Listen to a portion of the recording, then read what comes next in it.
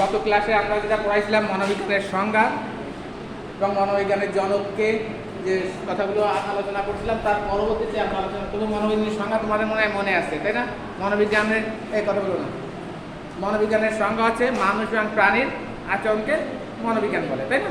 মানুষ এবং প্রাণীর আচরণকে আমরা মনোবিজ্ঞান বলতে পারি। তাহলে এই সংজ্ঞার মধ্যে আসছে কি, মানুষ আসছে, মানুষ ও প্রাণী আসছে, বিজ্ঞান আসছে, আচরণ আসছে, মানসিক প্রক্রিয়াগুলো আসছে। এইগুলো ছিল আমাদের সংজ্ঞার ভিতরে। এখন আমরা আলোচনা করবো আমাদের ওই প্রথম চ্যাপ্টারেই মনোবিজ্ঞানের বিষয়বস্তু ও পরিসর। দেখো, মনোবিজ্ঞানের বিষয়বস্তু ও পরিসর কোন কোন বিষয় নিয়ে মনোবিজ্ঞান আলোচনা করে। মনোবিজ্ঞানের বিষয়বস্তু ও পরিসর পেয়েছো? মনোবিজ্ঞান হলো মানুষের আচরণ ও মানসিক প্রক্রিয়ার বিজ্ঞানসম্মত পর্যালোচনা, এটা সংজ্ঞা। এই সংজ্ঞার মধ্যে আমরা দুটো জিনিস পেয়েছিলাম, আচরণ এবং মানসিক প্রক্রিয়া। এই আচরণগুলোকে আমরা বিভিন্ন রকমের ভাগ করতে পারি। আচরণ কাকে বলে? আমরা মানুষ বা প্রাণী, আমরা যা কিছু কাজ করি, কথা বললে, হাঁটাচলা, এগুলো সব কিছুই আমাদের আচরণ। আচরণকে আমরা এইভাবে সহজভাবে বলা যায়, জীবিত প্রাণী যা কিছু করে সেসব কাজই হলো আচরণ। অন্যভাবে বলা যায়, উদ্দীপকের প্রতি প্রাণীর প্রতিক্রিয়া করা হলে আচরণ। উদ্দীপকের প্রতি প্রাণীর প্রতিক্রিয়া করাই আচরণ। উদ্দীপক, আমি তোমাকে ডাক দিলাম, ঐশীরে আমি ডাক দিলাম, ঐশীরে আমার কথাটা শুনলো, তাই না? এটা হলো প্রতিক্রিয়া হলো। তাহলে উদ্দীপক করতে হবে এবং তার প্রতিক্রিয়া হলে সেগুলো আমাদের, তার তখন আমরা আচরণ করতে পারি। তাহলে এই আচরণ বিভিন্ন রকমের হতে পারে। কত রকমের আচরণ হতে পারে? এক দেখো, সামগ্রিক আচরণ বা খণ্ডিত আচরণ। সামগ্রিক আচরণ,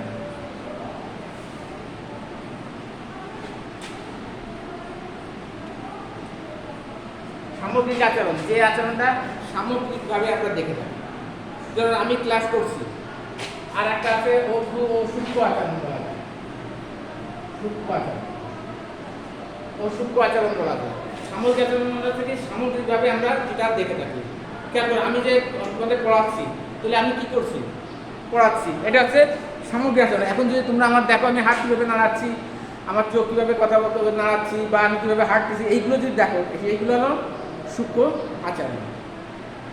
একটা নৃত্য দিল, মনে করেন একটা সাপুরে যদি নৃত্য আসে, একটা সাপুরে একটা মেয়ে একটা নৃত্য করলো, নৃত্য করলে আমরা সেটাকে কি দেখে বলতে পারি না যে এটা সাপুরে নৃত্য, এটা জেলের নৃত্য, এটা বেদের নৃত্য, কি দেখে বলতে পারি না? আমরা দেখে সামগ্রিকভাবে যেটা বুঝবো যে এটা সাপুরের নৃত্য, তখন সেটা হলে সামগ্রিক আচরণ হবে। আর যখন দেখবো সে কীভাবে হাত নাড়াচ্ছে, কীভাবে বাঁশি বাড়াচ্ছে, কীভাবে চোখের চাহনি, এইগুলো হচ্ছে সূক্ষ্ম আচরণ। চোখের চাহনিটাও কিন্তু এক ধরনের আচরণ। হাত নাড়াচড়া একজন আচরণ, এই আচরণকে বলি আমরা সূক্ষ্ম আচরণ। এই সবগুলো সূক্ষ্ম আচরণ মিলেই হয় একটা সামগ্রিক আচরণ। সামগ্রিকভাবে যে জিনিসটা আমরা দেখবো সেটা হচ্ছে আমাদের সামগ্রিক আচরণ। যেমন কোনো শিক্ষক যদি ক্লাসে করান, সেই ক্লাসটা দেখবো সামগ্রিক আচরণ, আর শিক্ষকের হাত নড়াচড়া দেখবো আমরা কোন আচরণ? সূক্ষ্ম আচরণ। বুঝতে পারছো? নাকি সমস্যা হলে বলবা। বুঝতে পারছো? সামগ্রিক আচরণ, সূক্ষ্ম আচরণ। আমি তো কয়েকটা উদাহরণ দিলাম। এরপরে ঐচ্ছিক আচরণ, অনৈচ্ছিক আচরণ। 2 নম্বরে বলা যায় ঐচ্ছিক আচরণ। ঐচ্ছিক আচরণ, অনৈচ্ছিক আচরণ।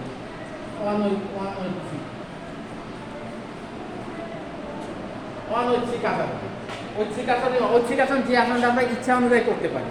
যেমন কোনটা? হাঁটা চলা, খাওয়া দাওয়া, ইচ্ছা অনুযায়ী আমরা করতে পারি। আমি আজকে খাবো না, আমার ইচ্ছা, আমি নাও খেতে পারি না? আমি দুপুরবেলা খাবো না, আমি রাত্রে খাবো, আমার ইচ্ছা। আমি হেঁটে ওইখানে যাবো না। এইগুলো হচ্ছে ঐচ্ছিক আচরণ। যে আচরণটা, যে প্রাণী যেসব আচরণ সচেতনভাবে করে থাকে, সেই আচরণকে ঐচ্ছিক আচরণ বলে। যেমন হাঁটা চলা, কথা বলা, এগুলো হচ্ছে ঐচ্ছিক আচরণ। বুঝতে পারছো? ঐচ্ছিক আচরণটা যে আচরণটা আমরা সচেতনভাবে করে থাকি। আর যেটা আমরা ইচ্ছা অনুযায়ী করতে পারি না, সেটা হচ্ছে অনৈচ্ছিক। যেমন পিণ্ড, শ্বাস প্রশ্বাস বন্ধ, হৃৎপিণ্ডের ক্রিয়া, এগুলো হচ্ছে অনৈচ্ছিক। শ্বাস প্রশ্বাস, হৃৎপিণ্ডের ক্রিয়া, কত সময় তুমি হৃৎপিণ্ডের ক্রিয়া বন্ধ করে রাখতে পারবা?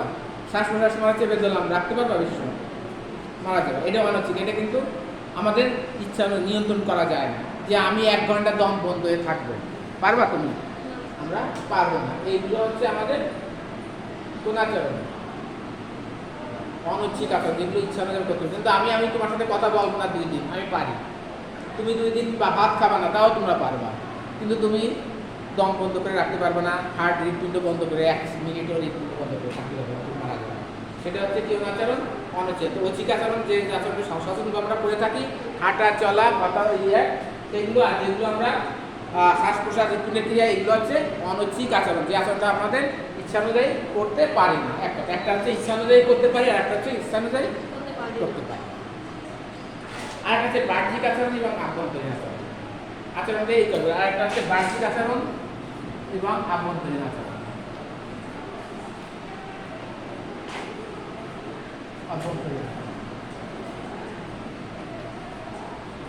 বাহ্যিক আচরণ এবং অভ্যন্তরীণ আচরণ, যে আচরণটা বাহ্যিক আমরা দেখে থাকবো সেটা হচ্ছে বাহ্যিক আচরণ, যেটা বাহ্যিক দেখা যায় না সেটা হচ্ছে কি বল, অভ্যন্তরীণ আচরণ। দেখো যে প্রাণী যেসব আচরণকে বাইরে থেকে পর্যবেক্ষণ করা যায় সেসব আচরণকে বাহ্যিক আচরণ বলে। যেমন কথা বলা, খাদ্য গ্রহণ করা, আমরা দেখতে পারি যে কীভাবে কথা বলতেছে, কীভাবে খাদ্য গ্রহণ করছে, কীভাবে হাঁটছে, কীভাবে গান গাচ্ছে, এগুলো সব আমরা দেখতে পারি। এটা হচ্ছে আমাদের বাহ্যিক আচরণ, যে আচরণটা আমরা প্রাণীর বাহ্যিকভাবে দেখে থাকি সেটা হচ্ছে ঐচ্ছিক অনৈচ্ছিক। আর যেটা আচরণটা আমরা বাহ্যিকভাবে দেখা যায় না সেগুলোকে বলা হয় অভ্যন্তরীণ আচরণ। যেমন চিন্তা, স্মৃতি, স্মৃতি, এইগুলো স্মৃতি কীভাবে আমরা বাহ্যিকভাবে দেখা, তোমার স্মৃতি এখন কি ঘুরছে, কী তোমাদের মনে আসছে, এগুলো কিন্তু আমরা দেখতে পারবো না। ও জানবে না তোমার মনের অবস্থা, তোমার মনের অবস্থা ও জানবে না। এগুলো চিন্তা, এগুলো স্মৃতির মধ্যে থেকে যায়। তাহলে এগুলো আমরা, এটা হচ্ছে বাহ্যিক আচরণ, আর একটা হচ্ছে আভ্যন্তরীণ। তাহলে আমরা আচরণকে কয়েকটি অংশে ভাগ করতে পেরেছি সংজ্ঞা অনুযায়ী। দেখো, সামগ্রিক আচরণ ও সূক্ষ্ম আচরণ বা আণবিক আচরণ, যে বইটি যা লেখা আছে দেখো, আণবিক আচরণ, ঐচ্ছিক আচরণ, অনৈচ্ছিক আচরণ, বাহ্যিক আচরণ, অভ্যন্তরীণ আচরণ। এই আচরণ গেল বিষয়বস্তু। তারপরে আমরা আসছি যে মনোবিজ্ঞানের বিষয়, কোন কোন বিষয় নিয়ে মনোবিজ্ঞান পড়ায় বা আলোচনা করে। আর একটা আছে মানসিক প্রক্রিয়া, তোমরা জানি কোন কোন বিষয়বস্তু আমরা এখানে পড়াবো। বিষয়বস্তু এখন কি কি বিষয় নিয়ে মনোবিজ্ঞান আলোচনা করে, যে বিষয় সম্পর্কে কিন্তু মনোবিজ্ঞানের বিষয়বস্তু পরিসর নিয়ে মনোবিজ্ঞানের বিষয়গুলির ব্যাখ্যা, বিশ্লেষণ ও গবেষণা করা হয়। এক আছে স্নায়ুতন্ত্র। দেখো, আমাকে মনোবিজ্ঞানে কিন্তু আলোচনা করে স্নায়ুতন্ত্র নিয়ে।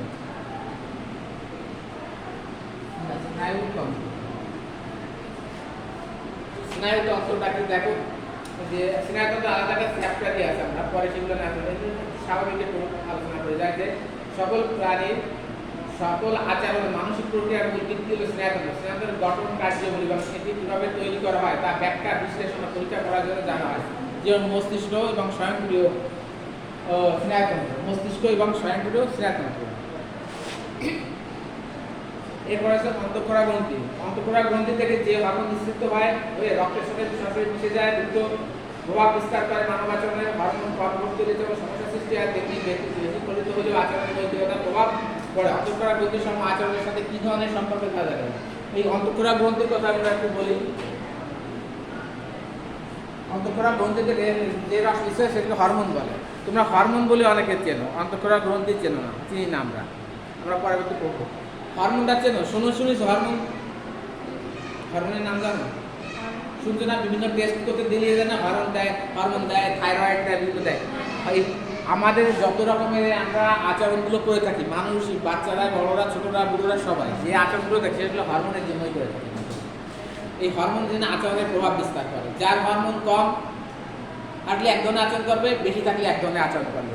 কম থাকলে সে চুপচাপ হয়ে নিশ্চিন্তে বসে থাকবে, আর বেশি যদি হরমোন থাকে বাচ্চারা দেখবা লাফালাফি ছুটোছুটি করছে, অনেক বাচ্চারা যে এক জায়গায় বসে রাখতে পারবে না, সে লাফায় চলেই যাবে। তারা করে এই গান করতেছে, এটা করতেছে, এটা করছে, এই দৌড়চ্ছে, এই করছে, এগুলো হরমোনের পরিমাণ একটু বেশি আছে। এগুলো নিয়ে পরে আমরা আলোচনা করবো। তাহলে যে রসটা অন্তঃক্ষরা গ্রন্থিতে, যে রসটা অন্তঃক্ষরা গ্রন্থিতে যে রসটা সরাসরি রক্তের সঙ্গে মিশে যায় সেটাকে হরমোন বলে।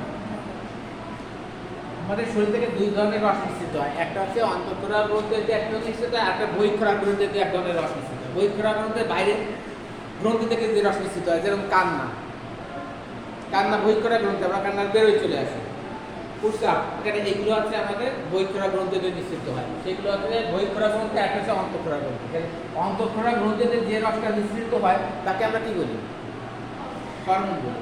তাহলে এখন আমরা বুঝতে পারছি যে হরমোনের কাজটি আমাদের পারিবারিক আচরণ, বাহ্যিক আচরণ, আমাদের এইগুলোকে প্রভাব বিস্তার করে, বিভিন্ন রকমের সমস্যার সৃষ্টি হয়। বলছে যে হরমোন কম খরিত হলে যেমন সমস্যা সৃষ্টি হয়, তেমনি খরিত হলেও আচরণের নৈতিকতা প্রভাব পড়ে। অন্ধকার আচরণের সাথে কী ধরনের সম্পর্ক রয়েছে তা এক্ষেত্রে জানা যায়। আমরা অনেকগুলো গ্রন্থি আছে, আমরা পড়াবো, 8টা গ্রন্থি আছে, 12টা। সেই গ্রন্থি যখন পড়াবো আমরা বিস্তারিত আলোচনা করবো। এখন আমরা জাস্ট একটু কী কী নিয়ে আলোচনা করবো আমাদের সেইগুলো নিয়ে। অস্বাভাবিক আচরণ, অস্বাভাবিক আচরণ বলা আছে। আচ্ছা, নতুন বই যাদের আছে তার অস্বাভাবিক আচরণ কথা আছে? আছে অস্বাভাবিক আচরণ কথা আমি বললাম যে আচরণগুলি নর্ম থেকে দূরে, সেগুলো অস্বাভাবিক আচরণ। অস্বাভাবিক আচরণ কি? কারণ, লক্ষণ, চিকিৎসা প্রভৃতির ক্ষেত্রে আলোচনা। অস্বাভাবিক আচরণ যেটা আমরা স্বাভাবিকভাবে চলাফেরা কথাবার্তা বলি না, সেইগুলো হলো অস্বাভাবিক আচরণ। যেরকম বাচ্চারা আছে না কিছু অস্বাভাবিক আচরণ, যেরকম মনোবিজ্ঞান পড়লে আমরা কি বলি, মনোবিজ্ঞান পড়ে কিন্তু আমরা পাগলের পাগল বলবো, মনোবিজ্ঞান পড়ে আমরা পাগলের ঢিপ ছুড়বো না, পাগলের বোধ অত্যাচার করবো। তারাও আমাদের মতন স্বাভাবিক মানুষ ছিল, কোনো কারণে মেন্টাল ডিসঅর্ডার হয়ে সে অস্বাভাবিক আচরণগুলো করছে। দেখুন না করে কি, টুলাটুলি ভরে নিয়ে কাঁধে কাঁধে যা পায় পুরোই নিয়ে চলে যায় না, পুরোই নিয়ে চলে যায়। ওরা একটা কিছু মনে করে, হ্যাঁ, যা পথে পায় নিয়ে যায়, এক জায়গায় রাখে, ঘর বানায় অনেক কিছু তৈরি করে। কেন? তুমি আমি করি না, ওরা হলো অস্বাভাবিক আচরণগুলো করে। কি জন্য করছে? এই যে নর্ম থেকে দূরে সরে গেছে, স্বাভাবিক আচরণ থেকে আমরা দূরে সরে গেছি, সেগুলো হচ্ছে অস্বাভাবিক আচরণ। তো অস্বাভাবিক আচরণ কেন করে, তার লক্ষণ, চিকিৎসা, এগুলো আমরা অস্বাভাবিক আচরণ যখন করবো সেকেন্ড পার্টে আছে আমাদের। এটা হলো সাধারণ মনোবিজ্ঞান, সেকেন্ড পার্টে পড়বো আমরা অস্বাভাবিক আচরণ মনোবিজ্ঞান। সেকেন্ড পার্টে যখন অস্বাভাবিক, কেন ধরে মানুষের রোগ কেন হয়, মানুষ কেন এই যে আত্মহত্যা করে, কেন মানুষ পাগল হয়ে যায়, কেন বেশি চিন্তা করলেও কিন্তু মানুষ পাগল হয়ে যায়, বেশি শখ পেলে মানুষ পাগল হয়ে যায়, কেন পায়, কী কারণে পায়, এর থেকে আমরা কীভাবে পেতে পারি, এই সবগুলোর থেকে আমরা কিন্তু মনোবিজ্ঞান পড়লে জানতে পারি। তারপরে শিল্পক্ষেত্রে আচরণ দেখো, শিল্প কারখানার উৎপাদন অব্যাহত রাখা এবং তা বৃদ্ধির জন্য প্রয়োজনীয় সংশ্লিষ্ট ব্যক্তি থেকে সচেতনতা এবং কর্মে অংশগ্রহণ। কলকারখানায় যোগ্য ও দক্ষ লোক নিয়োগ, উৎপাদন বৃদ্ধি, বাজারজাতকরণ, এসব প্রয়োজন। যেমন তুমি একটা কারখানা তৈরি করলে, একটা জামা তৈরি করলে, সেই জামা কারখানা তৈরি করলে অনেক জামা তৈরি করলে কি বিক্রি হয়ে যাবে? তো তার জন্য আমাদের কী করতে হবে? বাজারজাত করতে গেলে কী করতে হবে? অ্যাডভার্টাইজ দিতে হবে, তাই না? এগুলো সব মনোবিজ্ঞানীরা করে থাকে যে একটা উৎপাদন ধরো কীভাবে বাজারজাত করবো, কীভাবে মানুষের সামনে উপস্থাপনা করবো এবং মানুষ কীভাবে ক্রয় করবে এবং আমরা কীভাবে লাভবান পাবো। তোমাদের বাড়ি যদি কাজের লোক আসে, যে কাজ করতে কেউ যদি আসে, তাহলে আমরা প্রথমে তাকে কী বলি, তুমি কোথাও কি কাজ করেছো, তুমি কি কাজ করো না, তার বেতন 1000 টাকা, সে যদি অভিজ্ঞতা হয় তার বেতন 2000 টাকা হয়। কথার কথা বলতেছি, তাই না? বেশি হয়। কী কারণে? দক্ষ লোক নিয়োগ। তাহলে তুমি যে কথাগুলো বলছো তার সাথে কী কী কাজ করতে পারো, কী কী না পারো, সেই কাজের দক্ষতার উপর কিন্তু তার বেতন হবে। তাহলে একটা শ্রমিক যখন আমরা নিয়োগ করবো, সে কীভাবে আমরা নিয়োগ করবো, কী কাজ তারা দিয়ে করাবো এবং কতটুকু তাকে পরিশ্রম করাতে পারবো এবং কতটুকু তাকে বেনিফিট আমরা পাবো, এটা জানতে পারবো। আরেকটা দেখো যে বিভিন্ন সময় তাদের অ্যাওয়ার্ড দিয়ে, পুরস্কার দিয়েও কিন্তু তাদের আমরা অনেক উৎপাদন বৃদ্ধি করা যাবে। ছোট্ট একটা উদাহরণ দিই, যে একটা জুতোর কারখানায় রেগুলার একজন যদি 10 জোড়া জুতো তৈরি করে বা 5 জোড়াই করলো, 5 জোড়া করে, কিন্তু মাসে কত করবে? 50 জোড়া, 150 জোড়া, তাই না? মাসে 150 জোড়া করবে না? বুঝতে পারতেছো? এখন আমি যদি বলি যে যারা বেশি করবে তাকে আপনি প্রতি মাসে 200 টাকা করে বেশি দেবেন, তাহলে সে কি করবে? যে 50 জোড়া তৈরি করবে, সে 60 জোড়া তৈরি করবে ওই 100 টাকার জন্য বা 200 টাকার জন্য। 60 বেশি কত? 30, 60 জোড়া করবে, 6 জোড়া করবে, 10 জোড়া করলে 300 জোড়া তৈরি করলো। মনে করো ওকে 150 টাকা থেকে সে বাড়ায় যে 300 জোড়া করলো, মালিক ব্যাসকে 300 জোড়া লাভ করে 300 টাকাই হলো মনে করেন, তারপর আমি 100 টাকা দেবো, তাহলে আমার 200 টাকা থাকবে না? তো কীভাবে কাজ করতে হবে, কীভাবে উৎপাদন করতে হবে, কারখানায় নিয়োগ করতে হবে, বাজার করতে, এসব আমরা মনোবিজ্ঞান করলে জানতে হবে। তোমার বাড়ির ঘরে যদি মাঝে মাঝে রাত্রে সিরিয়াল দেখতে যাও, একটু দিনের বেলা একটু কম কাজ, বেশি কাজ করে রাত্রে সিরিয়াল দেখে নেন, পানি এখন এনে দেওয়া লাগবে না, পরে তুমি এই সিরিয়াল গানটা শুনে পানি দাও, তোমার কাজ করার জন্য পাগল হবে। আর যে তোমার বোনটা এই এখন সিরিয়াল দেখতেছে, এখন সিনেমা দেখতেছে, আমার পানি নেই, আমার কাপড় দিয়ে দেয়, এই পানি নেই, সে তখন রাগ হবে, তার কাজটা করতে চাবে না। বাসায়ও দেখবা যে এইভাবে ব্যবহার করে দেখো, কাজের লোকের সাথে ব্যবহার করে সে তোমার জন্য পাগল হয়ে যাবে, তোমার কাজ করার জন্য, তোমার খাবার আরেকদিন করলে আরেকদিন খাটাবে। এগুলো আমরা সাধারণত এই যে শিল্পক্ষেত্রে আচরণের মধ্যে পড়ে আর কি। আচরণ, এরপরে শিক্ষার্থীদের আচরণ। যেসব শিক্ষার্থীদের পড়ালেখার বিষয়ে যত্ন নেওয়া প্রয়োজন, তাদের আচরণ নিয়ে ব্যাখ্যা বিশ্লেষণ করা। যেসব ছাত্রদের লেখাপড়ার সাথে সংগতি বিধান সমস্যা হয়, স্কুল মনোবিজ্ঞান তাদের বিশেষ উপদেশ নির্দেশ কি করে দূরীভূত করে দেয়। শিক্ষার্থীরা অনেকে আসে যে স্কুলে আসতে চায় না, বাচ্চারা অনেকে দেখবে যে আসতে চায় না, পলায় যায়, পরীক্ষার দিন আসলে পেটে ব্যথা করে, ইসের দিন আসলে অসুবিধা হয়, গলায় ব্যথা, পেটে ব্যথা, ভালো লাগতেছে, এগুলো বলে না বাচ্চারা। এগুলোর বাচ্চা যখন স্কুল টাইম চলে যায় 10টার পরে দেখা যায় সে ভালো হয়ে যায়। কেন এগুলো করছে, কি কারণে? হয়তো তার স্কুল পছন্দ হচ্ছে না, বন্ধু বান্ধব পছন্দ হয় না, তাদের স্কুল যদি পছন্দ হয়, বন্ধু বান্ধব যদি পছন্দ হয়, দেখবা যে সে বাড়ি থাকতে পারে না, না খেয়েও দ্রুত চলে আসে, তাই না? এসে বন্ধুর সাথে গল্প করবে। এই যে কেন হচ্ছে, কেন স্কুলে আসতে যাচ্ছে না, এগুলো আমরা শিক্ষামনোবিজ্ঞান করলে জানতে পারি। কেন চাকরি, শিক্ষামনোবিজ্ঞানের কথা বলছি, শিক্ষার্থীদের আচরণের কথা বলছি। তারপরে চাকরি পাস করছি, পাস করার পর চাকরি হচ্ছে না, কেন চাকরি হচ্ছে না? বিয়ের বয়স পার হয়ে যাচ্ছে, বিয়ে হচ্ছে না, কেন হচ্ছে না? এই যে হাজার রকমের সমস্যা কিন্তু আমরা মনোবিজ্ঞানের দ্বারা দিয়ে থাকি। কারণ নির্ণয় সবকিছু আমরা মনোবিজ্ঞান করলে জানতে পারি। এরপর হচ্ছে অপরাধীদের আচরণ। অপরাধীদের ব্যক্তিদের আচরণ নিয়ে মনোবিজ্ঞান আলোচনা করা হয়। আইনের শাসন প্রতিষ্ঠা, অপরাধ নিয়ন্ত্রণ, প্রশাসন, বিচারকদের সহায়তা করা, সব আমরা মনোবিজ্ঞান করলে আমরা জানতে পারবো। ক্রীড়াবিদদের আচরণ, একজন মনোবিজ্ঞানের প্রেরণা দলের দলীয় কার্যকতার প্রভাব বিস্তার করে। মনোবিজ্ঞানের ক্রীড়াবিদদের শরীরে পেশি ও স্নায়ুতন্ত্রের কার্যগুলি সুস্থতা নিয়ে প্রয়োজন নির্দেশ করে। ক্রীড়াবিদদের কিন্তু উৎসাহ করতে হয়, কীভাবে? ভালো যে যখন গোল মিস করে তারা কিন্তু গালাগালি করলে, কিন্তু বকাবকি করলে কিন্তু ভালো খেলতে সে পারবে না। ঠিক আছে, তুমি মিস করছো, আর করছো, তোমার বাটা যদি একটা বাচ্চারা যদি একটা ভেঙে ফেলে কাঁচের গ্লাস, তার কিন্তু বলে সরি, তোমার হাত থেকে সরে গেছে, তাই করে ভালো করে আত্মদান দিয়ে দেখে। আর তুমি যদি জুনে মারপিট করো, সে ভয় পাবে, সে আর ওই কাজ করতে পারবে না, অনাগ্রহ সৃষ্টি হবে। ক্রীড়ামন্ত্রীও সেরকম, যদি যে খারাপ কখনো খেলে তারে কখনো কিন্তু বলা যাবে না যে তুমি খারাপ, তারে আরও উৎসাহ দিতে হবে। এইবার তুমি মিস করছো, পরের বার ভালো করে খেলো, ভালো করে বল করো, ভালো করে ব্যাট করো, যে যেতে যায়। এগুলো হচ্ছে আচরণগুলো আমাদের জানতে হবে, কার সঙ্গে কেমন আচরণ। শিশুর আচরণ, শিশুর বৃদ্ধি ও শারীরিক পরিবর্তনের সাথে তার আচরণের পরিবর্তন ঘটে। শিশুর বৃদ্ধি ও শারীরিক পরিবর্তনের সাথে আচরণ ঘটে। শিশুর আচরণ, তার লালন পালন, তার পিতামাতার প্রতি কর্তব্য, এসব মনোবিজ্ঞান আলোচনা করবে। তাহলে শিশুর কি বলছি আমরা?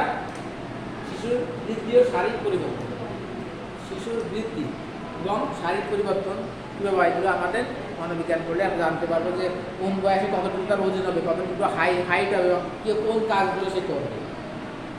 প্রথম ছোটোবেলায় যখন জন্মগ্রহণ করে সে ওয়া করে খালি করে, কথা বলতে পারে, হাত পা দাপায়, তাই না?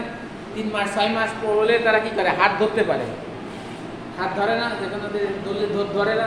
তারপরে একটু বড় হলে 1 বছর যে একটু ধরাই দেবে, তারপর ধরে ঝাঁকুনি দেয় এক সময়। তারপরে সে হাঁটার চেষ্টা করবে, হাঁটতে গেলে পড়ে যাবে, আবার উঠবে, আবার হাঁটতে গেলে পড়ে যাবে। এইভাবে পড়তে পড়তে সে কী করে? আস্তে আস্তে বড় হয়।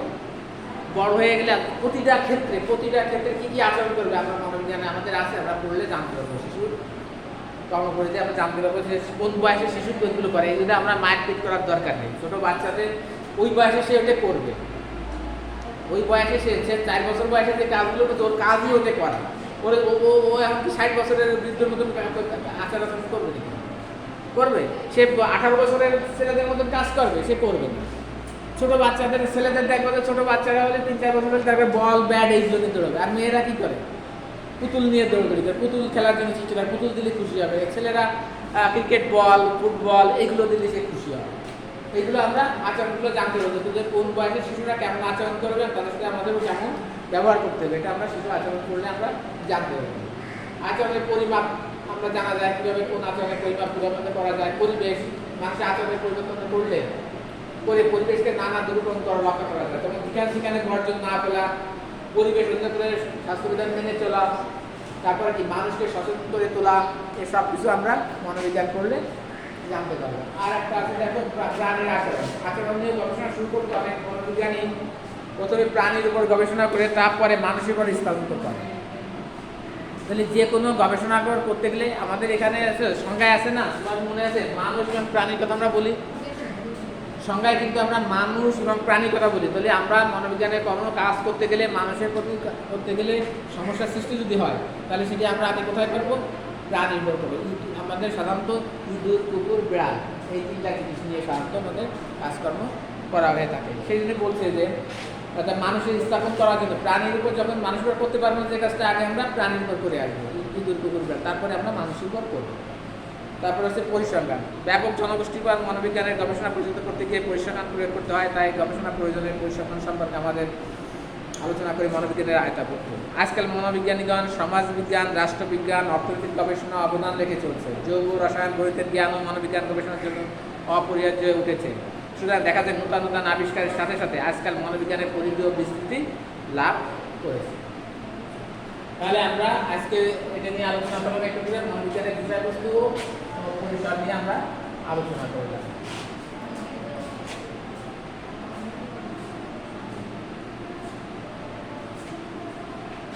তাহলে আমাদের প্রথম চ্যাপ্টার ওই স্যার কোনটা পড়াইছিল? ওই স্যার আর ক্লাস করছিল তোমরা কেউ? স্যারের হ্যাঁ পেয়েছিলে না? কি করছিল ওটা? স্যার কি পড়াইছিল? গুরুত্ব পড়াইছিল, গুরুত্ব ইন্টারপ্রিটেশন সাইকোলজি পড়াইছিল। সাইকোলজি আছে, সাইকোলজি পড়াইছিল।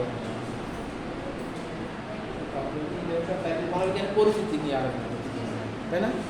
তো পরিস্থিতি নিয়ে আমিও একটু বলছি, সে একটু বলছে, মোটামুটি এটা নিয়ে মোটামুটি একটা পরিচিতি পেল। তাহলে আমরা মনোবিজ্ঞানের জনককে যদি কেউ জিজ্ঞাসা করে আমরা বলতে পারবো না কে? মনোবিজ্ঞানের জনক জন্মদিন কবে সালে? 1779 সালে। উনের জন্মদিনকেই ভারত মনোবিজ্ঞানের জন্মদিন ধরা হয়। আর কি ধরা যায়? বা বানান শিখছিলাম, তুমি বলো যে সাইকোলজি বানানটা বলো। আমি লিখি, বলো বলো। হ্যাঁ, এস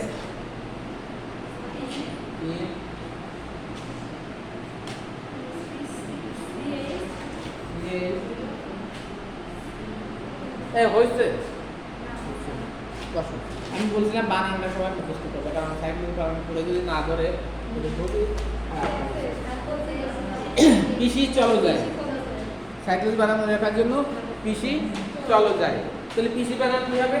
পিসি PSY, পিসি চলো, CHO এলো, চলো যাই, GY,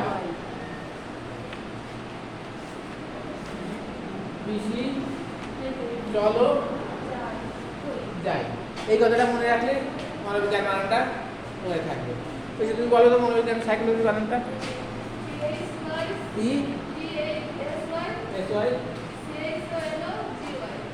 থ্যাংক ইউ। ঠিক আছে, এরপর দিন কিন্তু সবাইকে আমি ধরবো, করতে হবে সবাইকে আমাকে ধরবো। ধন্যবাদ। নেক্সট ক্লাসে আমরা পরবর্তী বিষয়টি আলোচনা করবো।